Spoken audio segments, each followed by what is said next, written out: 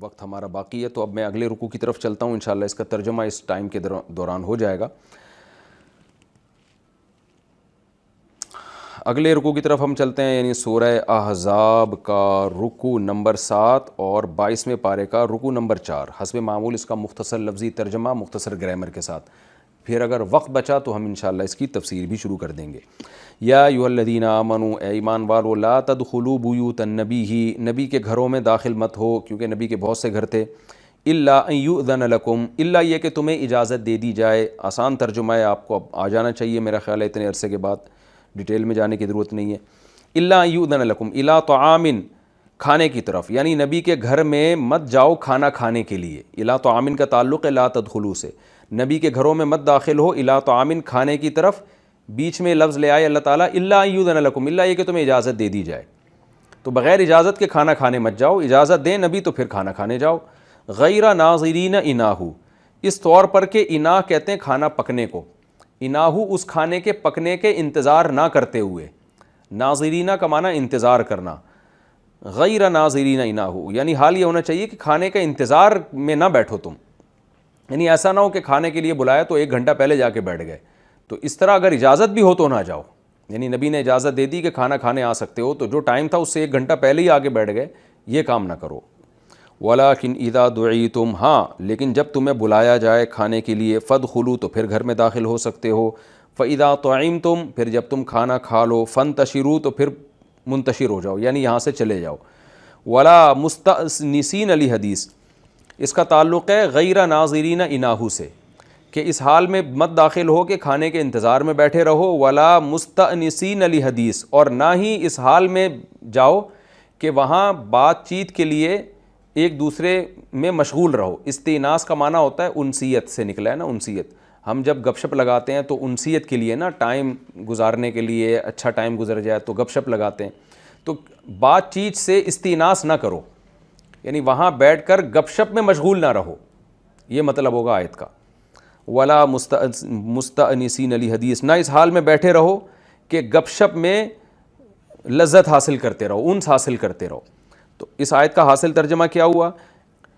یا ایھا الذین آمنوا، اے ایمان والو، نبی کے گھر میں داخل مت ہو، الا یہ کہ اس حال میں کہ تمہیں اجازت دے دی جائے، ہاں، الی طعام کھانے کی طرف داخل مت ہو، الا یہ کہ تمہیں اجازت دے دی جائے، لیکن جب اجازت دے دی جائے گی نا تو بھی غیر ناظرین اناہو، تو بھی اس کے پکنے کے انتظار میں نہیں بیٹھنا وہاں پہ، اور آگے ولا مستأنسین لحدیث، اور نہ گپ شپ میں مشغول ہو کے وہاں بیٹھنا ہے۔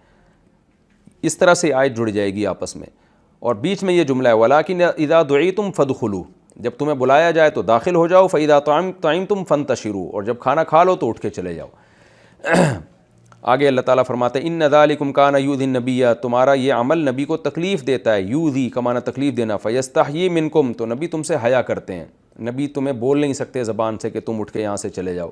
وَاللَّهُ لَا يَسْتَحْيِي مِنَ الْحَقِّ، لیکن اللہ حق بات بیان کرنے سے حیا نہیں کرتا، کیونکہ حق کو چھپانا حیا کے خلاف ہے اصل میں، یہ مجازاً اس کو حیا کہا ہے، ورنہ یہ حیا تو یہ ہے کہ اس کو بیان کر دیا جائے۔ وَإِذَا سَأَلْتُمُوهُنَّ، اور جب تم نبی کی بیویوں سے کوئی سوال کیا کرو، متاعن کوئی فائدے کی چیز مانگا کرو ان سے، فَاسْأَلُوهُنَّ مِنْ وَرَاءِ حِجَاب، تو ان سے مانگو پردے کے پیچھے سے۔ ذَلِكُمْ أَطْهَرُ، یہ چیز زیادہ پاکیزگی کا ذریعہ ہے، لِقُلُوبِكُمْ، تمہارے دلوں کے لیے بھی، وَقُلُوبِهِنَّ، اور ان کے دلوں کے لیے بھی، یعنی پردے میں ان سے سوال کرنا۔ وَمَا كَانَ لَكُمْ أَن تُؤْذُوا رَسُولَ اللَّهِ، اور تمہارے لیے حلال نہیں ہے کہ تم اللہ کے رسول کو اذیت دو، ولا، اور نہ یہ حلال ہے، أَن تَنْكِحُوا أَزْوَاجَهُ، کہ تم ان کی بیویوں سے نکاح کرو، مِن بَعْدِهِ، نبی کے جانے کے بعد، ابداً، کبھی بھی ان کی بیویوں سے نکاح بھی تمہارے لیے حلال نہیں ہے۔ إِنَّ ذَلِكُمْ، بے شک تمہارا یہ عمل، كَانَ عِندَ اللَّهِ عَظِيمًا، اللہ کے نزدیک بہت بڑا عمل ہے، یعنی یہ سوچنا بھی کہ نبی کی بیویوں سے نکاح کریں گے، یہ اللہ کی نظر میں یہ چھوٹی بات نہیں ہے۔ ان تبدوا شیئا، اگر تم کسی چیز کو ظاہر کرو گے، یعنی زبان سے کہو گے، او تخفوہ، یا چھپاؤ گے، دل میں رکھو گے، فإن اللہ کان بکل شیء علیما، تو اللہ تعالیٰ ہر چیز پر علم رکھتا ہے۔ لا جناح علیہن، نبی کی بیویوں پر کوئی گناہ نہیں ہے، فی آبائہن، اپنے باپوں کے بارے میں، یعنی ان سے بغیر پردے کے بھی ان کے پاس آ سکتی ہیں، وہ حجاب کا حکم ان کے علاوہ کے بارے میں۔ ولا ابنائہن، اپنے بیٹوں کے سامنے بھی آ سکتی ہیں، ولا اخوانہن، اپنے بھائیوں کے سامنے بھی کوئی حرج نہیں ہے، ولا ابناء اخوانہن، اپنے بھائیوں کے بیٹوں کے سامنے بھی، ان کے سامنے بھی بے حجاب آ سکتی ہیں. ولا ابنائی اخواتہن، اپنی بہنوں کے بیٹوں کے معاملے میں بھی کوئی حرج نہیں ہے. ولا نسائہن، اور اپنی عورتوں کے بارے میں بھی جو مسلمان عورتیں ہیں. ولا ما ملکت ایمانہن، اور ان کے سامنے بھی بے حجاب ہو کے آ سکتی ہیں جن کے ان کے دائیں ہاتھ مالک ہیں، یعنی غلاموں یا باندیوں کے بارے میں. اس کی تفسیر میں اختلاف ہے، میں جب تفسیر کروں گا تو بتاؤں گا انشاءاللہ. واتقین اللہ، اور تم سب اللہ سے ڈرو. ان اللہ کان علی کل شیء شہیدا، بے شک اللہ تعالیٰ ہر چیز پر گواہ ہے. ان اللہ و ملائکتہ یصلون علی النبی، بے شک اللہ تعالیٰ اس کے فرشتے نبی پر رحمت بھیجتے ہیں، یعنی اللہ تو رحمت بھیجتے ہیں اور نبی فرشتے رحمت بھیجنے کی دعا کرتے ہیں. یا ایھا الذین آمنوا، اے لوگو جو ایمان لائے ہو، صلو علیہ، تم بھی نبی پر درود بھیجا کرو. وسلموا، اور سلامتی بھیجا کرو. تسلیما، خوب سلامتی بھیجنا. ان الذین یؤذون اللہ، بے شک وہ لوگ جو اللہ کو تکلیف دیتے ہیں. اللہ کو تکلیف دینے کا مطلب اللہ کے حکم کی نافرمانی کرتے ہیں، اس کو مجازاً تکلیف سے تعبیر کیا ہے، ورنہ اللہ کو تکلیف کوئی نہیں دے سکتا. ورسولہ، اور اس کے رسول کو تکلیف دیتے ہیں. لعنہم اللہ فی الدنیا والآخرہ، اللہ ان پر لعنت کرتا ہے دنیا میں بھی اور آخرت میں بھی. وأعد لهم عذابا مہینا، اور ان کے لیے ذلت والا عذاب تیار کیا ہے.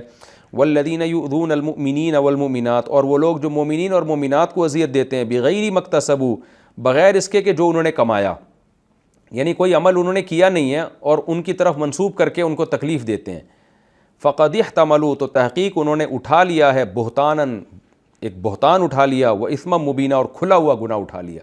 یعنی مومن مرد یا عورت نے کوئی جرم کیا نہیں ہے تو بغیر مکتسبوا، بجائے اس کے کہ انہوں نے کچھ کمایا ہو، تو اس کے بغیر بھی ان کی طرف نسبت کر کے ان کو تکلیف دیتے ہیں، تو انہوں نے بہتان لگایا اور بہت بڑا گناہ کا بوجھ اٹھایا انہوں نے اپنے اوپر. یہ ہو گیا لفظی ترجمہ سورہ حجاب کا رکوع نمبر 7 اور 22ویں پارے کا رکوع نمبر 4. اس کا مختصر لفظی ترجمہ مختصر گرامر کے ساتھ ہو چکا تھا. میں اس کی تفسیر کی طرف چلتا ہوں. اعوذ باللہ من الشیطان الرجیم، بسم اللہ الرحمن الرحیم. یا ایھا الذین آمنوا لا تدخلوا بیوت النبی الا ان یؤذن لکم، اے ایمان والو نبی کے گھروں میں داخل مت ہو الا یہ کہ تمہیں اجازت دی جائے. اس آیت کا ایک شان نزول ہے. نبی صلی اللہ علیہ وسلم کا جب حضرت زینب سے نکاح ہوا تو آپ نے صحابہ کرام کو بلایا کھانے پر ولیمے کے لیے. تو بہت سے حضرات وقت سے بہت پہلے پہنچ گئے، کھانے کا ابھی پک رہا ہے، تیار ہو رہا ہے، لیکن وہ بہت پہلے نبی صلی اللہ علیہ وسلم گھر میں آ کے بیٹھ گئے. اس سے بھی نبی صلی اللہ علیہ وسلم کو اذیت ہوئی. ظاہر ہے یہ چیزیں انسان کے پرائیویسی میں دخل اندازی کا ذریعہ بنتی ہیں اور اس کو آپ کی خاطر، مہمانوں کی خاطر انگیج ہونا پڑتا ہے آپ کے ساتھ. پھر کچھ حضرات جو تھے وہ کھانا کھانے کے بعد بھی بیٹھے رہے. نبی صلی اللہ علیہ وسلم کی طبیعت میں بہت زیادہ مروت تھی. آپ صلی اللہ علیہ وسلم اپنی زبان سے یہ کہنا کہ آپ لوگ یہاں سے چلے جائیں، یہ چیز اخلاق نبوی اخلاق جو تھے نا ان کے مناسب نہیں تھی. آپ صلی اللہ علیہ وسلم دوسروں کی عزت کا بہت زیادہ خیال کیا کرتے تھے. جیسے بخاری میں حدیث ہے نا کہ خاتون نے آپ کو نکاح کا پیغام دیا تو بس آپ نے خاموشی اختیار کر لی، یوں نہیں کہا کہ میں نہیں کرنا چاہتا. وہ خاموشی سے سمجھ گئیں کہ آپ کو نکاح میں رغبت نہیں ہے. تو یہ اخلاق تھے سید الانبیاء صلی اللہ علیہ وسلم کے. تو کھانے سے پہلے کچھ لوگ آ گئے، بہت دیر پہلے ہی آ کے بیٹھ گئے، اور کچھ کھانے کے بعد بھی بیٹھے رہے. تو جو کھانے کے بعد بیٹھے رہے تو نبی صلی اللہ علیہ وسلم نے ارادہ کیا اٹھنے کا، اور آپ کی نیت یہ تھی کہ جب میں اٹھنے کا ارادہ کروں گا تو یہ سمجھ جائیں گے کہ آپ صلی اللہ علیہ وسلم مجلس برخاست کرنا چاہتے ہیں. تو وہ پھر بھی نہیں اٹھے. تو آپ صلی اللہ علیہ وسلم پھر اٹھ کے تشریف لے گئے. لیکن کچھ لوگ تو سمجھ گئے کہ نبی صلی اللہ علیہ وسلم اب تھک گئے ہیں اور ہمارے ساتھ نہیں بیٹھنا چاہتے. لیکن 3 اصحاب پھر بھی بیٹھے رہے. تو پھر ان کو بعد میں یعنی کافی دیر بعد جا کے اندازہ ہوا کہ بھئی نبی صلی اللہ علیہ وسلم پر اب ہمارا بیٹھنا ناگوار گزر رہا ہے. تو اللہ تعالیٰ نے ایک قیامت تک کے لیے اصول بیان کر دیا کہ بھئی کسی بھی شخص یا صاحب بیت جو ہے اس کی تکلیف کا ذریعہ نہ بنے مہمان. میں بار بار ایک بات بیان کرتا ہوں اور آپ یہ لفظ جو ہے یاد کر لیں. تھوڑی مشکل اردو ہے لیکن آپ یہ لفظ یاد کر لیں کہ قرآن مجید جو ہے جزیات کے ضمن میں کلیات بیان کرتا ہے. یعنی واقعات تو بیان کرتا ہے لیکن اس سے اصول سمجھانا مقصود ہوتے ہیں، مثالیں سمجھانا مقصود نہیں ہوتی. جیسے قرآن نے کہا نا وَلَا تَقُلْ لَهُمَا اُفٍّ، ماں باپ کو اف مت کرو، تو ایک جزیہ ہے. ایک قانون ہے، لیکن اس سے اصول بیان کیا جا رہا ہے۔ وہ اصول یہ ہے کہ تکلیف نہ پہنچاؤ ان کو، چاہے وہ اف کی شکل میں ہو یا کسی بھی شکل میں ہو۔ تو اس مضمون کو بیان کرنے کے لیے ایک ایگزامپل دی جا رہی ہے اف کی۔ تو اسی طرح یہاں بھی ایک مضمون بیان کیا جا رہا ہے کہ یہ واقعہ ہوا تھا، جو صاحب بیت اور جو گھر والا ہے، یعنی خاص طور پر سید الانبیاء صلی اللہ علیہ وسلم، جن کا مقام بہت اونچا ہے، تو یہ عمل ان کی تکلیف کا ذریعہ بنتا ہے۔ تو اس میں بہت سارے ہمیں یعنی اصول اور ضابطے سمجھائے جا رہے ہیں۔ ایک تو یہ کہ اخلاق عالیہ کا تقاضا یہ ہے کہ آپ اپنے اوپر تکلیف کو برداشت کر لیں اور مہمان کو تکلیف نہ دیں، جیسے کہ نبی صلی اللہ علیہ وسلم نے خود اپنے اوپر تکلیف برداشت کر لی۔ ان کو آپ چاہ رہے تھے کہ یہ لوگ اٹھ کے اب جائیں، بہت لمبی مجلس ہو گئی ہے، اور حضرت زینب رضی اللہ تعالی عنہا، ان کا نکاح بھی ہوا ہے، رخصتی کی رات بھی ہے، تو ظاہر ہے اس میں جو زوجہ ہے اس کے لیے بھی یہ عمل تکلیف کا ذریعہ بنتا ہے، اور خود جو آپ کے شوہر ہیں محمد صلی اللہ علیہ وسلم، ان کے لیے بھی یہ تکلیف کا ذریعہ بنتا ہے، اور خود کسی کے گھر میں ویسے ہی جا کے کافی دیر تک بیٹھے رہنا، یہ صاحب بیت کے لیے ویسے بھی تکلیف کا ذریعہ بنتی ہے یہ چیز۔ لیکن اس کے باوجود نبی صلی اللہ علیہ وسلم زبان سے ان کو منع نہیں کر رہے ہیں، کیونکہ اصحاب رسول ہیں، اپنے ساتھی ہیں، مہمان ہیں، تو بار بار اشارہ کر رہے ہیں یا اٹھ کے جا رہے ہیں تاکہ کنایتاً وہ سمجھ جائیں کہ بھئی یہ اب مجلس برخاست کرنے کا ٹائم ہے۔ تو اس سے اخلاق نبوی کا بھی ہمیں علم ہوا، اور ہمیں خود بھی یہ چیز سیکھنے کی ہے کہ اپنے اوپر تکلیف برداشت کر لی، لیکن دوسروں کی توہین آپ صلی اللہ علیہ وسلم نے برداشت نہیں کی۔ تو صاحب مروت لوگ جو ہیں، جن میں مروت ہوتی ہے، وہ اسی طرح کرتے ہیں۔ اور دوسرا اصول ہمیں یہ پتہ چلا کہ جب بھی ہم کسی کے گھر جائیں تو اس کی تکلیف کا ذریعہ نہیں بننا چاہیے ہم اس کو مجبور نہ کریں کہ وہ ہمیں بھگائے اپنے گھر سے۔ کسی سے ملاقات کے لیے جائیں تو بھی اس کو مجبور نہ کریں کہ وہ خود آپ سے کہے کہ اب آپ جا سکتے ہیں۔ خود ہی انسان کو اگلے کے آرام کا خیال کرنا چاہیے۔ یہ چیزیں لیکن ہماری سوسائٹی میں آج کل بہت ہی ختم ہوتی جا رہی ہیں، اور یوں سمجھیں کہ دینداروں میں بھی یہ چیزیں ختم ہو گئی ہیں، خیال نہیں کیا جاتا دوسرے کی تکلیف کا۔ اس پر پھر میں یہ تفسیر کے بعد انشاءاللہ کچھ مزید روشنی ڈالوں گا۔ اب ہم تفسیر کی طرف چلتے ہیں۔ یا ایھا الذین آمنوا، اے ایمان والو، لا تدخلوا بیوت النبی، نبی کے گھروں میں داخل مت ہو، کیونکہ نبی کے 9 گھر تھے۔ وہ گھر کیا تھے؟ ایک ایک کمرے کا گھر تھا، اسی کو گھر سے تعبیر کیا اللہ نے، وہ بیت ہی تھے، اصل میں کمرے ہی تھے۔ الا ان یؤذن لکم، الا یہ کہ تمہیں اجازت دی جائے، یعنی وداؤٹ پرمیشن داخل مت ہو۔ یہ آیت جو نازل ہوئی ہے یہ حجاب کی آیتوں سے پہلے نازل ہوئی ہے، یعنی اس وقت تک پردہ فرض نہیں ہوا تھا، تو بعض دفعہ لوگ بغیر اطلاع کے بھی گھر میں چلے جایا کرتے تھے۔ پھر سورہ نور کی آیتیں نازل ہوئیں کہ بغیر اطلاع کے مت جایا کرو، اور سورہ حجاب کی اگلے رکوع میں آیتیں نازل ہوئیں۔ تو اس سے پہلے کا یہ حکم ہے کہ اللہ نے فرمایا کہ بغیر اجازت کے کسی کے گھر میں مت داخل ہو، یعنی کھانا کھانے کے لیے بھی، الا طعام، کھانا کھانے کے لیے، غیر ناظرین اناہ، تمہیں اجازت بھی دی جائے تو داخل اس حال میں ہو کہ اس کے پکنے کا انتظار نہ کرو۔ یعنی آپ کو بلایا گیا کہ بھئی کھانے کا یہ ٹائم ہے 8 بجے، آپ نے کہا کہ چلو ابھی پیاز لہسن کٹنا شروع ہو گئے ہوں گے 6 بجے ہی، تو ہم 6 بجے ہی جا کے بیٹھ جائیں اس کے انتظار میں، کیونکہ ہمیں کھانے پہ بلایا گیا ہے۔ تو بھئی کھانے کا مطلب تو کھانا ہے، یہ تو نہیں کہ آپ اس سے کئی گھنٹے پہلے جا کے بیٹھ جائیں۔ وَلَٰكِنْ إِذَا دُعِيتُمْ، ہاں لیکن جب تمہیں بلایا جائے، فَادْخُلُوا، تو پھر چلے جاؤ، یعنی کھانے کے لیے بلایا جائے مراد ہے۔ سورہ نور میں تو اللہ نے ایک جنرلی حکم بیان کیا ہے کہ کسی کے گھر میں بھی وداؤٹ پرمیشن مت جاؤ، یہاں پر کھانے کا حکم بیان کیا جا رہا ہے۔ فَإِذَا طَعِمْتُمْ فَانتَشِرُوا، جب کھانا کھا لو تو پھر اٹھ کے چلے جاؤ، یعنی پھر وہاں بیٹھے مت رہو۔ وَلَا مُسْتَأْنِسِينَ لِحَدِيثٍ، اور نہ ہی وہاں بیٹھو بات چیت میں مشغول ہوتے ہوئے، گپ شپ میں مشغول ہوتے ہوئے۔ استیناس کہتے ہیں دل لگی کرنا، کہتے ہیں نا فلاں سے استیناس کیا اس نے، انسیت، تو گپ شپ میں انسان کا دل لگتا ہے۔ تو مطلب یہ کہ وہ جگہ نہیں ہے جہاں گپ شپ کے لیے دل بہلایا جائے، کیونکہ نبی صلی اللہ علیہ وسلم کی پرائیویسی میں یہ چیز دخل انداز ہو سکتی ہے۔ پھر جتنی دیر تم وہاں بیٹھو گے تو پیغمبر صلی اللہ علیہ وسلم کو بھی تمہاری طیب خاطر، تمہارا دل رکھنے کے لیے اتنی دیر وہاں بیٹھنا پڑے گا۔ ان ذالکم کان یؤذی النبی، یہ عمل نبی کو تکلیف پہنچاتا ہے۔ فیستحیی منکم، اور نبی تم سے حیا کرتے ہیں۔ نبی زبان سے نہیں کہہ پا رہے کہ آپ چلے جاؤ، بس دل ہی دل میں آپ صلی اللہ علیہ وسلم کو تکلیف ہو رہی ہے اور ناگواری گزر رہی ہے، لیکن حیا کی وجہ سے آپ ان کو منع نہیں کر رہے۔ واللہ لا یستحیی من الحق، لیکن اللہ حق سے نہیں حیا کرتا۔ یہاں حیا کرنے کا مطلب یہ مجازن حیا سے تعبیر کیا ہے اس کو. حیا نہ کرنے کا مطلب یہ ہے کہ ہم بعض دفعہ حیا کی وجہ سے کسی کام سے رک جاتے ہیں, تو اللہ حق بیان کرنے سے رکتا نہیں ہے, ورنہ حقیقی معنوں میں تو حیا کی نسبت اللہ کی طرف نہیں کی جا سکتی, اس لیے کہ حیا تو ایک ایسا وصف ہے جو انسان پر طاری ہوتا ہے, اللہ تعالیٰ اس سے مبرہ ہے. لیکن قرآن ہم سے کلام کرتا ہے ہمارے مینٹل لیول پہ آ کے, ہمارے ہی لب و لہجے میں اللہ تعالیٰ, کیونکہ تاکہ ہمیں بات سمجھ میں آئے.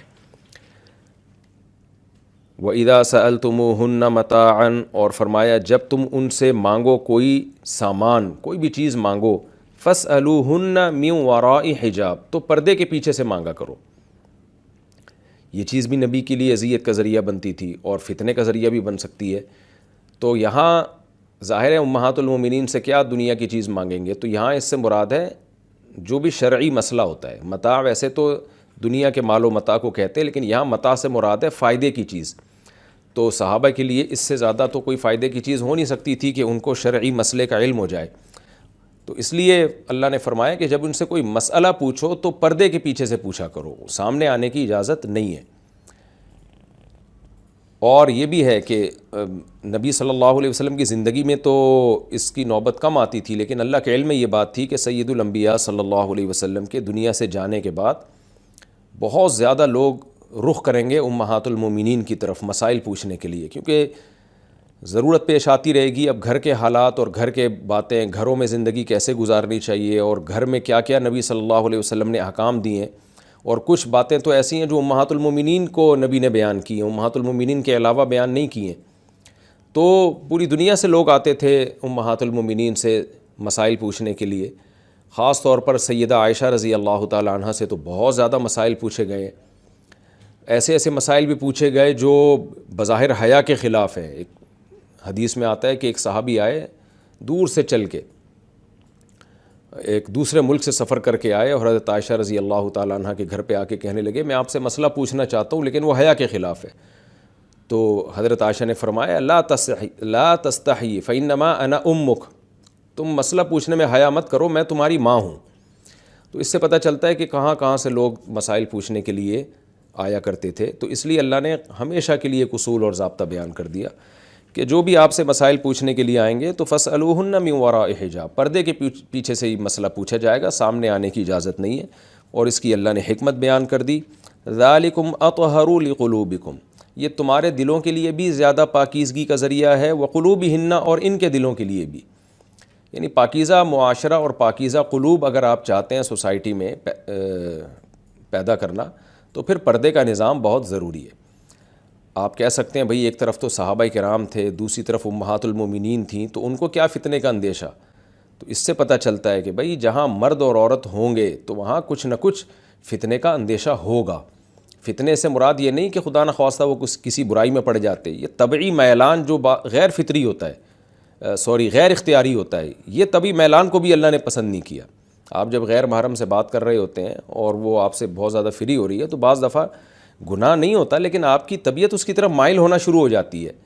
تو اس طبیعت کے مائل ہونے کو بھی اللہ نے پسند نہیں کیا کہ عورت اپنے شوہر کے لیے اور مرد اپنی بیوی کے لیے کسی اور کی طرف طبیعت مائل ہی نہیں ہونی چاہیے. تو اس کے راستے اللہ نے بند کیے. خاص طور پر جو دین کی خدمت میں مشغول ہیں, تو امہات المومنین سے بڑا تو کسی کا مقام نہیں ہو سکتا.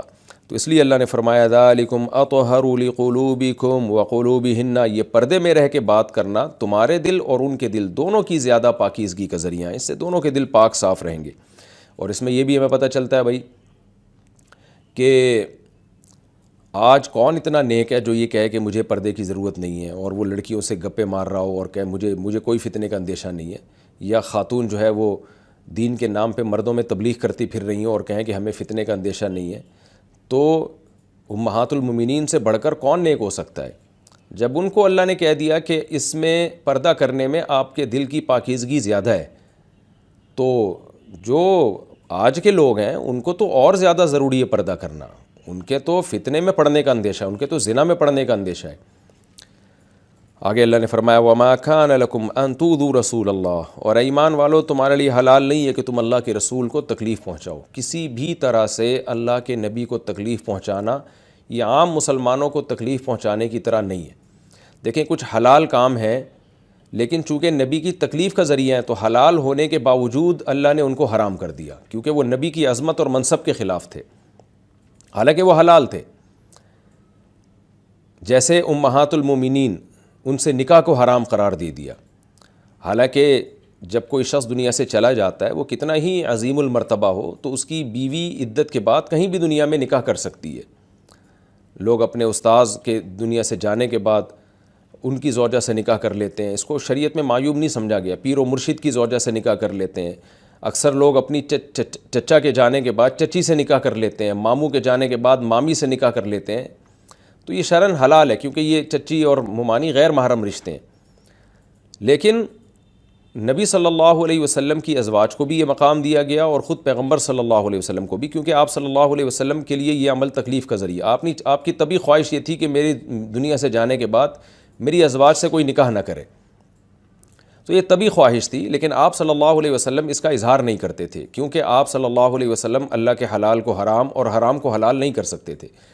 لیکن اللہ نے یہ پابندی لگا دی کہ بھئی تم نبی کو کسی بھی طرح سے تکلیف نہیں دے سکتے، ایک کام جو بذات خود حلال ہے، نبی کی عظمت اور نبی کی راحت اور آرام کی خاطر وہ حرام کیا جا رہا ہے، وہ کیا ہے؟ آپ کی ازواج سے نکاح نہیں ہو سکتا۔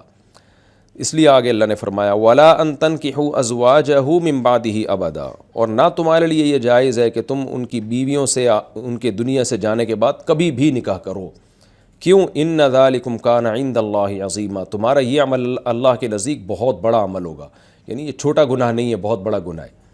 اسی سے وہ مسئلہ بھی حل ہو گیا کہ حضرت علی نے حضرت فاطمہ کی موجودگی میں دوسری شادی کیوں نہیں کی۔ حضرت عثمان نے بھی نبی صلی اللہ علیہ وسلم کی بیٹی جب آپ کے نکاح میں تھیں تو ان کی موجودگی میں دوسری شادی نہیں کی۔ اس کی وجہ بھی یہی ہے کہ دوسری شادی اگرچہ حلال ہے لیکن بہرحال باپ کو تکلیف ہوتی ہے جب اس کی بیٹی پہ سوکن آئے، تو اس لیے حضرت علی نے سید الانبیاء صلی اللہ علیہ وسلم کا خیال کیا اور حضرت عثمان نے بھی خیال کیا، تو حضرت فاطمہ سیدہ فاطمہ کے دنیا سے جانے کے بعد پھر حضرت علی رضی اللہ تعالیٰ عنہ نے نکاح کیا، اور شہادت کے وقت آپ کے نکاح میں 4 بیویاں تھیں۔ حضرت عثمان کی شہادت کے وقت بھی آپ کے نکاح میں 4 ازواج تھیں۔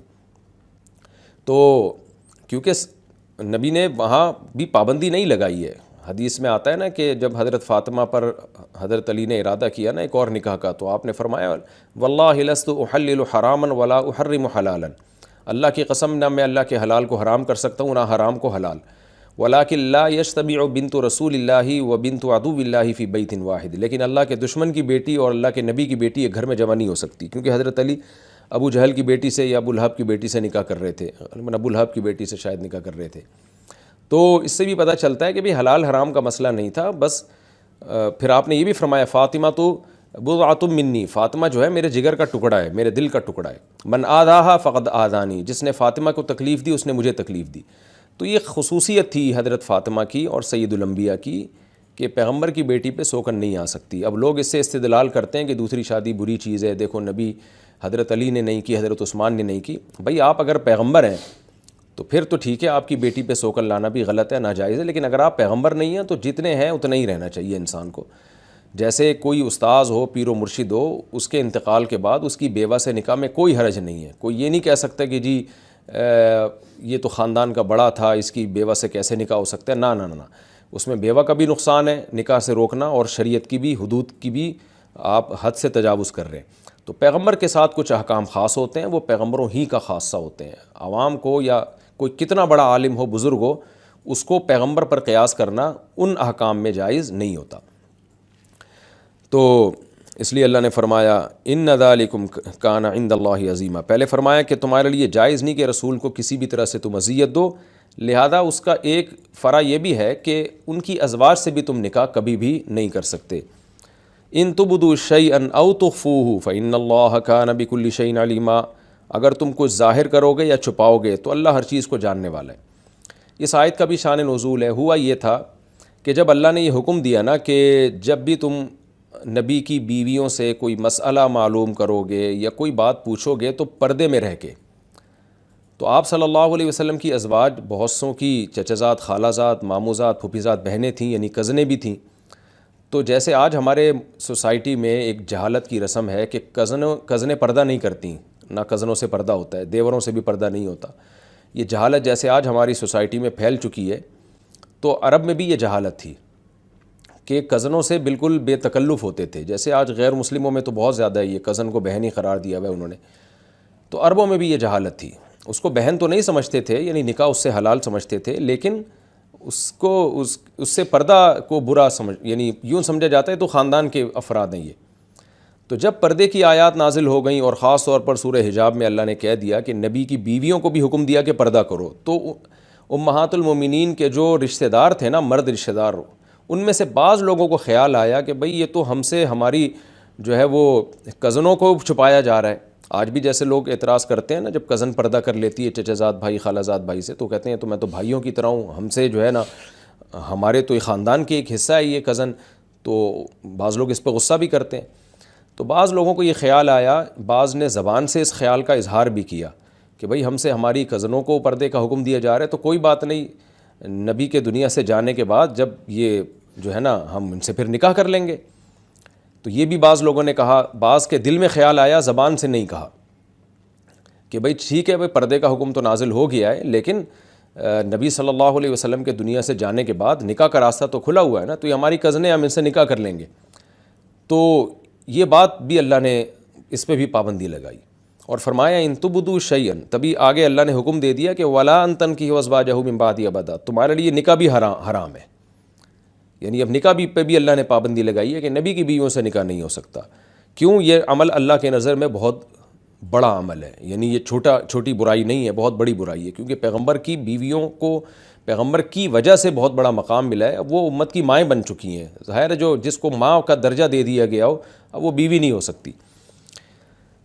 پھر آگے اللہ نے فرمایا ان تبدوا شیئا او تخفوہ، اگر تم اپنی زبان سے کوئی بات ظاہر کرو گے یا چھپاؤ گے. یعنی جس طرح بعض لوگوں نے یہ کہا تھا ہم سے ہماری کزنوں کو پردے کا حکم دیا جا رہا ہے اور پھر ہم تو ان سے نکاح کر لیں گے، بعض کے دل میں خیال آیا، زبان سے نہیں کہا، تو اسی کا اللہ نے تذکرہ کیا. کچھ بھی تم ظاہر کرو گے یا چھپاؤ گے تو اللہ تعالیٰ اس سے باخبر ہے. اس لیے کسی نجی محفل میں بھی اس طرح کی بیہودہ بات کرنے کی کسی کو اجازت نہیں ہے. لا جناح علیہن فی آبائہن. اب اللہ نے فرمایا کہ یہ جو امہات المومنین ہیں جن کو ہم پردے کا حکم دے رہے ہیں، کچھ رشتہ دار ایسے ہیں جو پردے سے مستثنیٰ ہیں.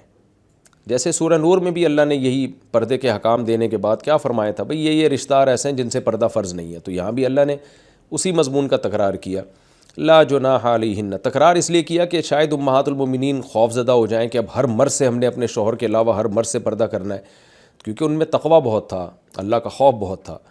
تو کیونکہ قرآن نے علی الاطلاق حکم دیا ہے نا کہ اے ایمان والو، جب بھی تم نبی کی بیویوں سے کچھ معلوم کرنا چاہو تو پردے کے پیچھے. تو ہو سکتا ہے ان کے دل میں یہ خوف پیدا ہو گیا ہو کہ بھئی یہ تو سبھی سے ہمیں حکم دیا جا رہا ہے احتیاط کرنے کا، شاید ہم نبی کی زوجہ ہونے کی وجہ سے ہمارے لیے پردے کے حکام بہت زیادہ سخت ہو. تو اللہ نے ان کو فرمایا کہ نہ، جو محرم رشتے ہیں وہ محرم ہی ہیں، ان سے پردہ فرض نہیں ہے. اس لیے فرمایا لا جناح علیہن، نبی کی جو ازواج ہیں ان پر کوئی حرج نہیں ہے، یعنی پردہ نہ کرنے میں کوئی حرج نہیں ہے. فی آبائہن، اپنے باپوں کے بارے میں، یعنی باپ، دادا اور دادا پردادا جو اب میں سب آتے ہیں. ولا ابنائہن، اسی طرح اپنے بیٹوں کے بارے میں بھی. ولا اخوانہن، اور اپنے بھائیوں کے بارے میں بھی. امہات المومنین کے نبی سے تو بیٹے نہیں تھے، لیکن حضرت ام سلمہ کے پہلے شوہر سے بیٹے موجود تھے. بیٹا حضرت عبد الرحمن ابن ابی سلمہ موجود تھے. ولا اخوانہن، اسی طرح کوئی حرج نہیں اپنے بھائیوں کے بارے میں بھی، جو سگے بھائی ہیں، کزن کی بات نہیں ہو رہی. ولا ابناء اخوانہن، اسی طرح اپنے بھائیوں کے بیٹوں کے بارے میں بھی کوئی حرج نہیں ہے، یعنی بھتیجوں سے بھی پردہ فرض نہیں ہے. ولا ابناء اخواتہن، اسی طرح اختن کی جمع اخوات آتی ہے، اخت بہن کو کہتے ہیں. اپنے بھانجوں سے بھی کے بارے میں بھی کوئی حرج نہیں ہے. ولا نسائہن، اور اپنی عورتوں کے بارے میں بھی. اپنی عورتوں سے کیا مراد ہے، یہ پھر وہی تفسیر میں اختلاف ہے جو میں نے سورہ نور میں بتایا تھا کہ دیگر ائمہ کے نزدیک اپنی عورتوں سے مراد ہیں جو بھی عام عورتیں ہوتی ہیں، مسلمان عورتیں. لیکن امام حنیفہ کے نزدیک اس سے مراد ہیں مسلمان عورتیں، کیونکہ امام حنیفہ کے نزدیک مسلمان عورت کا غیر مسلم عورت سے پردہ فرض ہے. چہرے کا پردہ فرض نہیں ہے، باقی جسم کا وہ نہیں، غیر محرم مرد کی طرح ہے وہ. تو الا یہ کہ کوئی ضرورت ہو، جیسے علاج معالجے کی ضرورت ہوتی ہے. تو اس کی ڈیٹیل میں سورہ نور میں تفصیل سے بیان کر چکا ہوں. ولا ما ملکت ایمانہن، اسی طرح ان کے سامنے بھی آ سکتی ہیں جن کے ان کے دائیں ہاتھ مالک ہیں. تو یہاں بھی مراد باندیاں ہیں. یعنی اس کی بھی تفسیر میں اختلاف ہے. بعض ائمہ کے نزدیک غلام سے بھی پردہ فرض نہیں ہے، لیکن امام حنیفہ کے نزدیک غلام سے پردہ فرض ہے. تو اس سے مراد باندیاں ہیں، یعنی باندی چاہے مسلم ہو یا غیر مسلم، اس سے عورت کا پردہ فرض نہیں ہے. جبکہ عام جو آزاد عورتیں ان میں مسلم سے پردہ فرض نہیں ہے، غیر مسلم سے فرض ہے. واتقین اللہ، اور اللہ سے ڈرتی رہو. ان اللہ کان علی کل شیء شہیدا، بے شک اللہ تعالیٰ ہر چیز پر گواہ ہے، دیکھ رہا ہے ہر چیز کو. اب چونکہ سورت میں آپ نے دیکھا سورت کے شروع میں نے خلاصے کے طور پہ بھی بتایا تھا کہ اس پوری سورت میں نا، سورہ احزاب میں، جس کو سورہ حجاب بھی کہا جاتا ہے، اس میں سید الانبیاء صلی اللہ علیہ وسلم کی شان کو بہت زیادہ بیان کیا گیا ہے. کیونکہ منافقین آپ کو تکلیف دیتے تھے، تو اللہ بتا رہا ہے کہ سید الانبیاء کا مقام اللہ کی نظر میں بہت بڑا ہے. کچھ احکام اللہ نے پیغمبر کے ساتھ خاص کیے ہیں، تو انہی میں ایک حکم یہ بھی ہے. فرمایا ان اللہ و ملائکتہ، بے شک اللہ تعالیٰ اور اس کے فرشتے، یصلون علی النبی، نبی پر رحمت بھیجتے ہیں. یعنی فرشتے تو رحمت کی دعا کرتے ہیں اور اللہ رحمت بھیجتا ہے. یا ایھا الذین آمنوا، اے لوگو جو ایمان لائے ہو، صلو علیہ، نبی پر خصوصی رحمت بھیجا کرو، جس کو اردو میں درود کہا جاتا ہے. وسلموا، اور سلامتی بھیجا کرو، تسلیمہ، سلامتی بھیجنا، یعنی خوب سلامتی بھیجا کرو. تو یہ آیت جب اس آیت کی وجہ سے علماء نے یہ مسئلہ فقہاء نے بیان کیا ہے کہ زندگی بھر میں ایک مرتبہ درود بھیجنا ہر مسلمان پہ فرض ہے، کیونکہ اللہ نے حکم دیا ہے. اور الامر بشیء لا یقتضی التکرار، جب کسی بات کا آرڈر دیا جاتا ہے نا، تو وہ ایک دفعہ کرنے سے وہ آرڈر پورا ہو جاتا ہے. تو اللہ نے ہمیں درود کا حکم دیا، تو زندگی میں ایک دفعہ بھی اگر ہم درود پڑھ لیں گے تو یہ فرض ادا ہو جائے گا. جیسے کہ کلمہ توحید زندگی میں ایک دفعہ پڑھنا فرض ہے، باقی جتنا پڑھیں اتنا اچھا ہے. اور جب کسی مجلس میں نبی صلی اللہ علیہ وسلم کا ذکر کیا جائے تو ایک مرتبہ اس میں درود پڑھنا واجب ہے، فرض نہیں ہے. فرض اور واجب ایک اصطلاح ہے. فرض کا مطلب ہوتا ہے جس کی دلیل یقینی اور قطعی ہو. تو چونکہ قرآن نے درود پڑھنے کا حکم دیا، تو وہ چونکہ یہ نہیں اللہ نے کہا کہ ہمیشہ پڑھتے رہا کرو، بلکہ پڑھو، تو ایک دفعہ پڑھنا اس قطعی یقینی دلیل کی وجہ سے فرض ہے. تو فرضیت ایک ایسی چیز ہوتی ہے جس کا انکار کرنے سے انسان کافر ہو جاتا ہے، کیونکہ اس کی دلیل بہت مضبوط ہوتی ہے. اور دوسری حدیث میں آتا ہے کہ وہ شخص بخیل ہے کہ میرے سامنے اس کا تذکرہ کیا جائے اور مجھ پر درود نہ پڑے. تو اس حدیث، یہ چونکہ خبر واحد ہے، کیونکہ ظاہر ہے قرآن جس طرح تواتر کے ساتھ ثابت ہے، اس طرح اخبار آحاد جو خبر واحد ہوتی ہیں وہ اس طرح تواتر کے ساتھ ثابت نہیں ہوتی، تو اس میں تعویل کا بھی امکان ہوتا ہے. تو اس لیے فقہاء، خاص طور پر احناف جو ہیں، فقہاء حنفیہ، انہوں نے فرض اور واجب ایک ٹرم بنائی ہے شرعی مسائل کو سمجھانے کے لیے. تو اس لیے انہوں نے کہا کہ جب کسی مجلس میں نبی کا نام آئے نا، تو اس مجلس میں ایک دفعہ کم سے کم درود پڑھنا واجب ہے. واجب کا درجہ تھوڑا سا فرض سے نیچے ہوتا ہے، کیونکہ وہ حدیث سے ثابت ہے. تو اور پھر جب بار بار نبی کا نام آئے تو پھر بار بار پڑھنا واجب نہیں ہے، کیونکہ اس میں حرج ہے. ہاں مستحب ضرور ہے کہ جتنی دفعہ پڑھیں، جب بھی نبی صلی اللہ علیہ وسلم کا نام آئے تو لازمی درود شریف پڑھا کریں، یہ تو مستحب ہے. نبی صلی اللہ علیہ وسلم نے فرمایا، جس شخص نے مجھ پہ ایک دفعہ درود پڑھا، اللہ اس پر 10 رحمتیں نازل کرتے ہیں اور اس کی 10 خطاؤں کو معاف کرتے ہیں. تو بہت زیادہ فضیلت ہے درود شریف پڑھنے کی. اور یہ بڑی عجیب بات ہے کہ درود شریف جو ہے یہ اصل میں اللہ کی عبادت ہے. یہاں میں آپ کو ایک دلچسپ مسئلہ بھی بتاتا چلوں. شرعی مسئلہ یہ ہے کہ جب ہم کوئی منت مانتے ہیں نا، منت کہ اگر اللہ نے میرے مریض کو شفا دے دی تو میں اتنے روزے رکھوں گا، میں یہ کروں گا، میں یوں کروں گا، تو اس عمل کو منت کہا جاتا ہے. کہ باقی اگر آپ ٹھیک ہو گئے تو آپ پر لازم ہوتا ہے کہ آپ وہ کام کریں. تو منت میں یہ ضروری ہے کہ آپ جس چیز کی منت مانیں وہ عبادت مقصودہ ہو اور اس کی جنس میں سے لازم بھی ہو. یعنی عبادت میں کامل عبادت ہونی چاہیے، وہ عبودیت کا عنصر اس میں ہو. جیسے آپ نے منت مانی کہ اگر جو ہے میں امتحان میں پاس ہو گیا تو میں 3 روزے رکھوں گا، تو روزے عبادت ہے، مقصود ہے، یعنی عبادت مقصودہ میں سے ہے.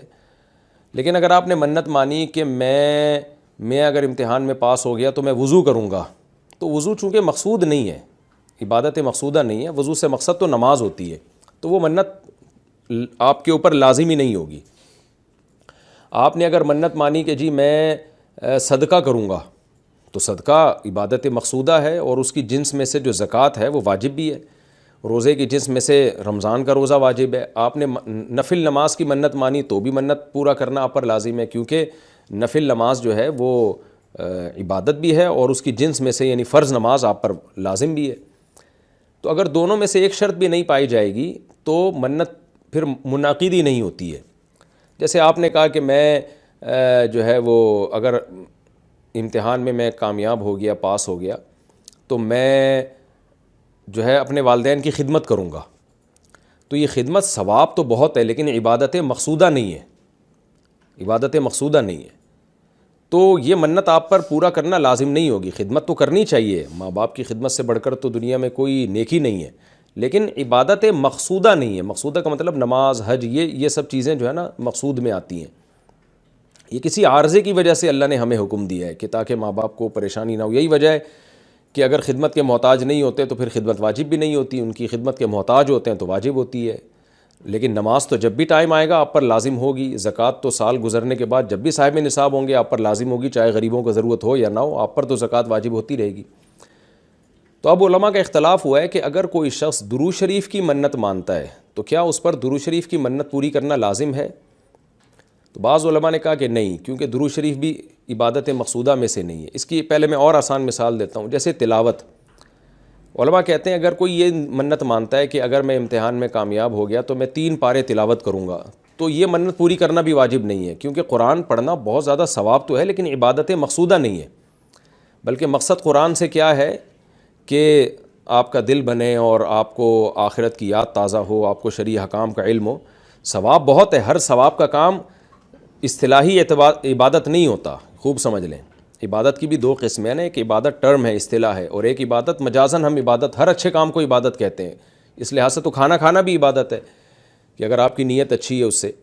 لیکن ایک ہوتی ہے مقصود عبادت، تو مقصودہ عبادت میں سے نہیں ہے. ثواب بہت ہے قرآن کی تلاوت کرنا، اللہ سے محبت کی علامت ہے. بغیر سمجھ کے پڑھنا بھی بہت بڑی نیکی ہے، قرآن بغیر سمجھ کے پڑھنا بھی. لیکن قرآن کی تلاوت کی منت جو ہے وہ منعقد نہیں ہوتی. تو اسی طرح اب یہ اختلاف ہوا ہے کہ اگر کوئی درود شریف کی منت مان لیتا ہے کہ اگر میں امتحان میں کامیاب ہو گیا تو میں 100 دفعہ درود شریف پڑھوں گا، تو کیا یہ منت پوری کرنا واجب ہے یا نہیں؟ تو بعض علماء کہتے ہیں کہ واجب نہیں ہے. وجہ اس کی ہے کہ درود شریف عبادت مقصودہ نہیں ہے، کیونکہ درود شریف کا مقصد تو یہ ہے سید الانبیاء محمد صلی اللہ علیہ وسلم سے محبت کا اظہار. تو یہ نماز روزے کی طرح نہیں ہے. لیکن راجح قول یہ ہے جس پہ فتویٰ دیا گیا ہے کہ یہ منت پوری کرنا واجب ہے، کیونکہ درود شریف عبادت مقصودہ ہے، اور عبادت مقصودہ ہے اور اس کی جنس میں سے واجب بھی ہے، فرض بھی ہے. تو فرض کیسے ہے؟ کیونکہ قرآن نے ہمیں حکم دے دیا. اب زندگی میں ایک دفعہ درود شریف پڑھنا فرض ہو گیا. یہ مسئلہ تو آسانی سے سمجھ میں آ گیا کہ فرض کیسے. اب یہ ایک سوال پیدا ہوتا ہے عبادت مقصودہ کیسے ہے؟ نبی صلی اللہ علیہ وسلم کی تو عبادت جائز ہی نہیں ہے. اس کا بڑا دلچسپ جواب دیا حضرات فقہا نے کہ درود شریف اصل میں اللہ کی عبادت ہے جو ہم اللہ کو خوش کرنے کے لیے کرتے ہیں، کیونکہ اللہ نے ہمیں آرڈر دیا ہے. اور اس میں عبادت کا عنصر، عبادت کہتے ہیں جس کی جو ہے وہ جس میں عبودیت کا عنصر ہو، آپ بطور غلام جو کام کر رہے ہو، جس میں آپ کو لاجک پوچھنے کی بھی اجازت نہیں ہوتی. جیسے 5 نمازیں فرض ہیں نا، کیوں فرض ہیں بھئی؟ لاجک کی بھی ہمیں حکم نہیں، ہم نے پڑھنی ہے. روزہ فرض ہے، اس کی حکمتیں اللہ نے بیان کی، لیکن وہ حکمتیں نہ بھی ہوں تو روزہ رکھنا پڑے گا. تو درود شریف بھی عبادت مقصودہ میں سے ہے، اس لیے کہ اللہ نے ہمیں حکم دیا تو ہم اللہ کو خوش کرنے کے لیے اللہ کی غلامی کے طور پر پیغمبر پر درود بھیجتے ہیں. تو اس سے درود شریف کی اہمیت بہت زیادہ بڑھ جاتی ہے، اور اس میں بہت ساری حکمتیں حاصل ہو جاتی ہیں کہ ہم اللہ کو راضی کرنے کے لیے، کیونکہ اللہ نے ہمیں حکم دیا ہے، جیسے نماز کا حکم دیا، زکوٰۃ کا حکم دیا، اللہ نے کہا کہ تم یہ عبادت کرو گے میری، یہ ہوگی میری، کیونکہ دعا عبادت ہے.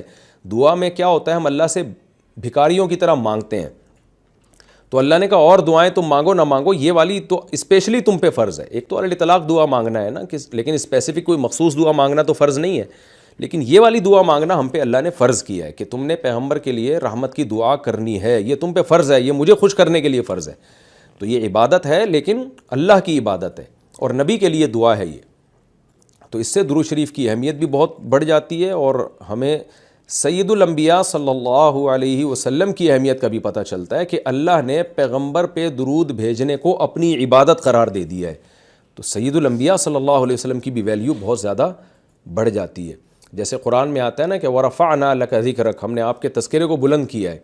تو کیسے بلند کیا؟ علماء نے اس کا جواب دیا کہ نماز میں بھی درود شریف ہے، اور اتحیات میں نبی صلی اللہ علیہ وسلم پہ سلامتی بھیجنے کو اتحیات کا حصہ بنا دیا گیا ہے، اور اذان میں اشہد ان لا الہ الا اللہ کے ساتھ اشہد ان محمد رسول اللہ کو بھی ایڈ کیا گیا ہے، تو اس سے سید الانبیاء صلی اللہ علیہ وسلم کی بہت زیادہ فضیلت ثابت ہوتی ہے۔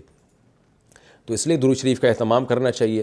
جیسے شریعت میں بعض عبادتیں بعض اوقات میں زیادہ پسندیدہ ہیں، آپ دن میں نوافل پڑھیں اس کا بھی ثواب ملتا ہے، لیکن یہ نوافل آپ رات کے آخری حصے میں پڑھیں تو تہجد بن جائے گی، بہت زیادہ ثواب ہو جائے گا۔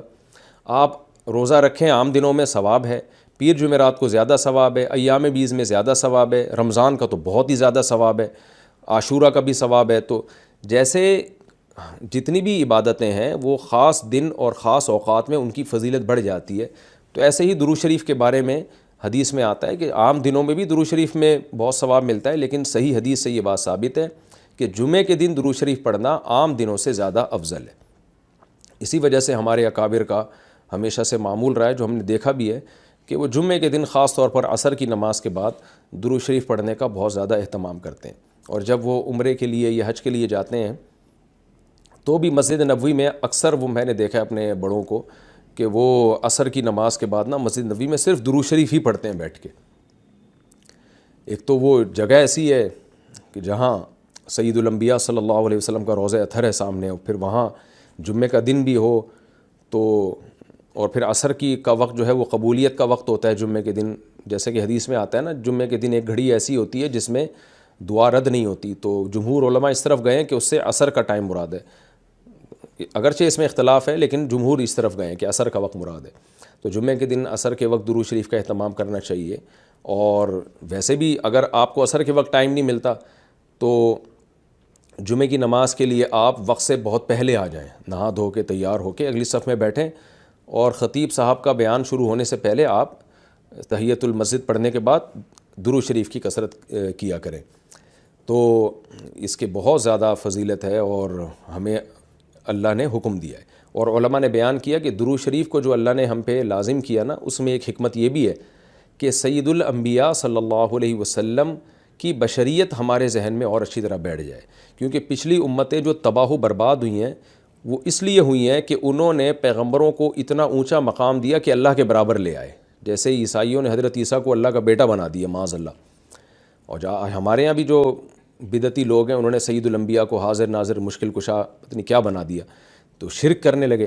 تو درود شریف میں ایک حکمت یہ بھی ہے کہ جب ہم نبی کے لیے دعا کرتے ہیں اللہ تعالیٰ سے کہ اللہ سید الانبیاء پر اپنی خصوصی رحمتیں نازل فرما اور آپ پر سلامتیاں بھیج، تو اس سے ہمیں یہ بھی پتہ چلتا ہے، یہ عقیدہ ہمارے دل میں بیٹھتا ہے کہ محمد صلی اللہ علیہ وسلم بھی اللہ کی رحمت کے محتاج ہیں، تبھی تو ہمیں حکم دیا جا رہا ہے کہ ان کے لیے دعا مانگو۔ ہاں یہاں ایک اشکال ہو سکتا تھا اس کا کہ بھئی اچھا اس کا مطلب نبی ہماری دعا کے محتاج ہیں، تو نہ نبی ہماری دعا کے محتاج نہیں ہیں، اللہ کی رحمت کے محتاج ہیں۔ ہم دعا نہیں بھی مانگیں گے تو اللہ اپنے حبیب صلی اللہ علیہ وسلم پر رحمت بھیجے گا، لیکن اللہ نے ہمیں حکم یہ دیا تاکہ ہماری نظر میں یہ عقیدہ اور اچھی طرح مضبوط ہو جائے کہ تم بھی پیغمبر کے لیے اللہ سے دعا مانگا کرو۔ اس سے پتہ چلتا ہے پیغمبر تمہاری دعا کے محتاج ہوں یا نہ ہو، لیکن اللہ کی رحمت کے بہرحال محتاج ہیں، اور پیغمبر بھی اس لائق ہیں کہ ان کے لیے دعا مانگی جائے، اور یہ اس سے ان کا مرتبہ کم نہیں ہوتا بلکہ مرتبہ بڑھ جاتا ہے، کیونکہ پیغمبر نے ہمیں یہ سکھایا ہے کہ یا ایھا الناس انتم الفقراء الی اللہ، اے لوگو تم سب کے سب اللہ کے در کے محتاج ہو۔ اور یہ جو میں نے کہا کہ پیغمبر اس لائق ہیں کہ ان کے لیے دعا مانگی جائے، تو اس کا کوئی یہ مطلب نہ لے کہ پیغمبر ہماری دعا کے محتاج ہیں، یہ میں بار بار بتا چکا ہوں، ہماری دعا کے محتاج نہیں ہیں، لیکن اللہ تعالیٰ یہ چاہتے ہیں کہ میں پیغمبر پر رحمت بھیجوں لیکن اس میں امتیوں کا حصہ پڑ جائے۔ حضرت مولانا اشرف علی تھانوی رحمہ اللہ نے اس کی ایک مثال دی ہے کہ جیسے کسی بادشاہ کو اپنے شہزادے سے بہت زیادہ محبت ہے، وہ ویسے ہی اس کو گفٹ دینا چاہتا ہے، اور آپ کو پتہ ہے کہ اس نے یہ گفٹ دینا ہے، لیکن آپ جا کے بادشاہ سے سفارش کر دیتے ہو کہ بھئی ان کو یہ گفٹ دے دو۔ اس میں آپ کا مقصد یہ ہوتا ہے کہ بادشاہ نے تو کرنا ہی ہے، تو بادشاہ کے دل میں ہمارا مقام بھی بڑھ جائے گا کہ دیکھو جو کام میں چاہتا ہوں تو یہ بھی مجھ سے وہی چاہتا ہے، اور اس سے نبی صلی اللہ علیہ وسلم سے بھی آپ کا تعلق بڑھ جائے گا، اور یعنی جو شہزادہ ہے نا اس سے بھی تعلق بڑھ جائے گا آپ کا۔ تو جب ہم اللہ سے دعا مانگتے ہیں نبی کے لیے تو ہمارا اللہ کا ریلیشن بھی بڑھتا ہے، اس سے اللہ خوش ہوتا ہے کہ دیکھو میرے حبیب کے لیے یہ بھی مجھ سے کہہ رہے ہیں رحمت بھیجنے کا، اور سید الانبیاء سے بھی ہمارا تعلق بڑھ جائے گا۔ قیامت کے دن یہ چیز سفارش میں معاون اور مددگار ہو سکتی ہے۔ ان الذین یؤذون اللہ ورسولہ، بے شک وہ لوگ جو اللہ اس کے رسول کو تکلیف پہنچاتے ہیں. اللہ کو تو ظاہر ہے کوئی تکلیف نہیں پہنچا سکتا، یہاں بھی مجازاً اس کو تکلیف سے تعبیر کیا، اللہ کے حکام کی نافرمانی. اور یعنی اللہ نے اپنے رسول کی تکلیف کو اپنی تکلیف قرار دیا ہے. لعنہم اللہ فی الدنیا والآخرہ، ان پر دنیا اور آخرت میں لعنت ہوتی ہے، کیونکہ منافقین یہی کام کر رہے تھے نا. میں نے بتایا کہ سورت کا حاصل یہی ہے، اس میں اہم مضمون یہی بیان ہوا ہے. وَأَعَدَّ لَهُمْ عَذَابٌ مُهِينًا، اور اللہ نے ان کے لیے ذلت والا عذاب تیار کر کے رکھا ہے. وَالَّذِينَ يُؤْذُونَ الْمُؤْمِنِينَ وَالْمُؤْمِنَاتِ، اور وہ لوگ جو مومنین اور مومنات کو تکلیف دیتے ہیں، عام مسلمانوں کو تکلیف دیتے ہیں، بغیر مکتسبوا، بغیر اس کے کہ جو انہوں نے کمایا، یعنی ایسے کاموں کو ان کی طرف منسوب کر کے تکلیف دیتے ہیں جو کام انہوں نے کیے نہیں ہیں، پروپیگنڈا کرتے ہیں، بدگمانیاں پھیلاتے ہیں. تو فقد احتملوا بہتانا، تو تحقیق ان لوگوں نے بہت بڑا بہتان اٹھا لیا. بہتان کہتے ہی بہت بڑے جھوٹ کو ہیں. وہ اثما مبینہ، اور کھلا گناہ. کیونکہ تکلیف کا ایک ذریعہ یہ بھی ہے کہ کوئی بھی اچھا کام کر رہے ہو، آپ اس کی نیت میں شک کرنا شروع کر دو، تو حالانکہ وہ بری نیت نہیں تھی اس کی، اس میں منفی پہلو تلاش کرنا شروع کر دو. مجھے کسی نے کل کہا کہ بھئی ایک صاحب ہیں جو دین کی تبلیغ کر رہے ہیں اور یوں بائکوں پہ بیٹھ کے شو مار رہے ہیں. میں نے کہا بھائی یہ ضروری نہیں کہ شو مار رہے ہو، وہ نوجوان طبقے کو اپنے قریب کرنے کے لیے ہو سکتا ہے یہ کر رہے ہوں، کہ نوجوان طبقہ اسی طرح سے بائکوں کے ذریعے قریب آ جائے گا. تو دل کی حالت تو کسی نے نہیں دیکھی نا، تو ہم فوراً کسی کے عمل کو نیگیٹو کیوں لے کے چلے جاتے ہیں. تو اس میں بہت احتیاط کی ضرورت ہوتی ہے کہ آپ نے کسی کی طرف وہ عمل منسوب کر دیا جو وہ کر نہیں رہا. آپ نے کہہ دیا کہ یہ شو مار رہا ہے، حالانکہ وہ نہیں شو مار رہا. آپ نے کہہ دیا وہ دکھلاوا کر رہا ہے، حالانکہ اس کی نیت دکھلاوا کی نہیں ہے. تو ہماری سوسائٹی میں یہ بہت ہے. تو اللہ نے اس پہ بھی پابندی لگائی کہ جو کسی بھی طرح سے ایمان والے مرد اور عورتوں کو تکلیف دیتے ہیں تو بہت بڑے گناہ کے وہ مرتکب ہوتے ہیں. یہ ہمارا رکوع الحمدللہ مکمل ہو گیا. اس میں ایک اہم بات جو اس رکوع کے شروع میں تھی وہ امپورٹنٹ ہے کہ یہ جو اللہ نے فرمایا نا کہ نبی کے گھر میں جب تم جاؤ تو بغیر اجازت کے مت جایا کرو، کھانے کے لیے اگر بلایا جائے تو بغیر بلائے بھی مت جایا کرو. یعنی کھانے کے لیے بلایا نہیں گیا اور جیسے غریبی میں لوگ پہنچ جاتے ہیں، شادیوں میں کتنا ہوتا ہے کہ بلایا ہے نہیں اور 4 آدمی اور پہنچ گئے، تو یہ بھی مت کیا کرو. پھر جب کھانے کے لیے جاؤ تو وقت سے بہت پہلے مت جاؤ، اور کھانے کے بعد زیادہ دیر تک بیٹھے بھی مت رہو. تو اس میں نے بتایا کہ ایک جزیہ ہے جس کے ضمن میں ایک اصول بیان کیا جا رہا ہے کہ کسی بھی طرح سے تکلیف مت دو. علماء نے لکھا ہے کہ اس پر اجماع ہے کہ یہ نبی کے ساتھ خاص نہیں ہے. کوئی بھی شخص ہوگا، کوئی بھی مقتدی اور رہبر ہوگا، اس کو تکلیف پہنچانا برا عمل ہے. ہماری سوسائٹی میں آج خاص طور پر جو مقتدی اور رہبر لوگ ہیں ان کے معاملے میں اس پر عمل نہیں کیا جاتا، کیونکہ جب آپ مشہور ہو جاتے ہیں نا تو پھر آپ کو اندازہ ہوتا ہے کہ لوگ محبت اور عقیدت میں تکلیف دیتے ہیں. دیکھیں صحابہ کرام تو نبی کی محبت ہی میں آئے تھے نا، نبی کے گھر کافی دیر بیٹھے رہے، تو وہ ان کی نیت تو نہیں تھی نبی کو تکلیف دینے کی، لیکن پھر بھی اللہ نے اس عمل کو ناپسند کیا کہ آپ کی نیت نہیں ہے، لیکن ایک چیز تکلیف کا ذریعہ اور سبب بہرحال بن سکتی ہے. تو اسی پر علماء نے کتابیں لکھی ہیں. حضرت مولانا اشرف علی تھانوی رحمہ اللہ تعالیٰ کی مشہور کتاب ہے آداب معاشرت، آپس میں رہن سہن کے آداب. وہ رسالہ ضرور پڑھنا چاہیے. اس رسالے میں حضرت حکیم الامہ نے قرآن سے اور احادیث سے بہت ساری احادیثیں اور قرآنی آیات جمع کی ہیں اور پھر بتایا کہ کس طرح سے سوسائٹی میں آج لوگ ایک دوسرے کو تکلیف دیتے ہیں. افسوس اس پر ہوتا ہے کہ جب ہم دوسرے ملکوں میں جاتے ہیں تو ہمیں گوروں میں وہ چیزیں نظر نہیں آتی، یعنی ایسا لگتا ہے انہوں نے قرآن کی آیتیں پڑھی ہوئی ہیں. اور جو زیادہ ایجوکیٹڈ لوگ ہیں ان میں بھی تھوڑے سے ان معاملات میں اخلاق ہوتے ہیں، لیکن جو متوسط طبقہ ہے ان میں یہ چیزیں بالکل بھی نہیں ہیں. تو کوئی بھی مشہور شخص کہیں بیٹھا ہوا ہو تو فوراً جا کے اس کے کھانے میں دخل اندازی کرنا، اس سے بے وقت سیلفیوں کا مطالبہ کرنا اور گھیر کے کھڑے ہو جانا اس کو کہ وہ بیچارہ کہیں جا ہی نہیں سکتا، کہیں بیٹھ ہی نہیں سکتا. ایک سیلفیوں کا نہ ختم ہونے والا سلسلہ شروع کر دینا، پھر ہر ایک کے سامنے مسکرا کے سیلفیاں دیتے رہنا، سارا دن میں سینکڑوں لوگوں کے ساتھ یہی کام کرنا. تو جو میں اپنی بات نہیں کر رہا، جو بھی مشہور لوگ ہیں وہ بیچارے بہت زیادہ مصیبت میں آ جاتے ہیں، اور یہ سب کام لوگ عقیدت محبت میں کر رہے ہوتے ہیں، تو یہ ان کو ڈانٹ بھی نہیں سکتے. جیسے نبی صلی اللہ علیہ وسلم نے تو صحابہ کو منع بھی نہیں کیا کہ بھئی اب یہ تو ہیں تو میری محبت میں ہی آئے ہیں. تو اللہ نے بتا دیا کہ بھئی یہ نبی کو اس عمل سے تکلیف ہو رہی ہے، وہ حیا کی وجہ سے تمہیں نہیں ڈانٹ رہے ہیں، تمہیں منع نہیں کر رہے ہیں. تو جو بھی مقتدی لوگ ہوتے ہیں، علماء صلحاء ہوتے ہیں، یا کوئی بھی جو جن کو اللہ نے کچھ تھوڑی سی شہرت دے دی ہوتی ہے، وہ بھی بعض دفعہ منہ سے نہیں کہہ پا رہے ہوتے، اندر کڑ رہے ہوتے ہیں وہ. تو ہمیں ان چیزوں کا بھی خیال کرنا چاہیے. یہ چیزیں اخلاقیات میں ہیں کہ آپ کسی کی پرائیویسی میں دخل اندازی نہ دیں. کوئی بیٹھا ہے تو اس کو آرام سے بیٹھے رہنے دیں, اس کو جا کے تنگ نہ کریں, چھیڑیں نہیں. ہاں جب وہ خود آپ کی طرف متوجہ ہو تو پھر آپ اس کی طرف توجہ کر لیں. حضرت مولانا چلوی تھانوی رحمہ اللہ جب ذکر کیا کرتے تھے مسجد میں بیٹھ کے, تو بعض لوگ پیچھے آ کے بیٹھ جایا کرتے تھے انتظار میں. تو حضرت فرماتے تھے کہ یہ بہت تکلیف کا سبب ہے, آپ نے انتظار میں بیٹھنا ہے تو کہیں دور جا کے بیٹھیں, کیونکہ جب آپ ایک کام میں مشغول ہوں اور آپ کو پتہ ہو دوسرا میرے انتظار میں بیٹھا ہوا ہے تو آپ کا اس کام میں دل نہیں لگتا. میرے ساتھ بہت دفعہ ایسا ہوتا رہتا ہے. میں ایک دفعہ مسجد میں دعا مانگ رہا تھا, تو جب بیٹھا ہوں دعا مانگنے کے لیے, میرا بڑا دل لگ رہا تھا دعا میں. ایک صاحب میرے ساتھ آ کے بیٹھ گئے. اب میں پریشان کہ پتہ نہیں ان کو مجھ سے کوئی کام ہے کیا ہے. تو جو ہے پھر میں نے دعا روک دی, اور پھر میں نے ان سے کہا اب یا تو کوئی دور چلے جائیں آپ یہاں سے نا. ظاہر ہے کہ انسان ایک خاص کیفیت میں ہوتا ہے, اللہ سے لو لگی ہوئی ہوتی ہے اس کی. بعض دفعہ انسان پر ایک خاص کیفیات کا غلبہ ہوتا ہے, اس میں کوئی اس طرح سے آ کے دخل اندازی کرے. عمرے میں کئی دفعہ ایسا ہوا کہ بیت اللہ کے سامنے کھڑے ہو کر دعا مانگنا شروع کی. وہاں پہنچے ہیں, دل لگ رہا ہے دعا میں, کتنا بڑا مقام ہے. لوگ چہرے کی طرف آ کے دیکھنا شروع کر دیتے ہیں, سامنے آ کے کھڑے ہو جاتے ہیں. میرے ساتھ تو بہت ہوتا ہے, اور جو بھی مشہور لوگ ہیں سب کے ساتھ ہوتا ہے. ابھی جب میں عمرے کے لیے گیا تو میں بیت اللہ کی طرف رخ کر کے دعا مانگ رہا ہوں. میرا بڑا دل لگ رہا ہے اس دعا میں, اور لگنا چاہیے. ہم کوئی بہت نیک نہیں ہیں, لیکن کوشش کرتے ہیں کہ ٹوٹی پھوٹی کوئی بزرگوں کے ساتھ ہماری بھی نسبت ہو جائے. تو میں ابھی دعا مانگ رہا ہوں, ایک صاحب کیا بہت سارے لوگ آ کے میری طرف رخ کر کے دیکھ رہے ہیں مجھے گھور گھور کے. تو میں نے ہاتھ سے اشارہ کیا, بھئی آپ یہاں سے جائیں. یہ چیزیں بہت زیادہ اذیت کا ذریعہ بنتی ہیں, غیر اخلاقی حرکتیں ہیں, ہمیں یہ سیکھنی چاہیے. یہ قرآن کا حکم ہے. تو یہ میں صرف اپنی بات نہیں کر رہا, کسی کو بھی اس طرح سے تکلیف نہ دیں.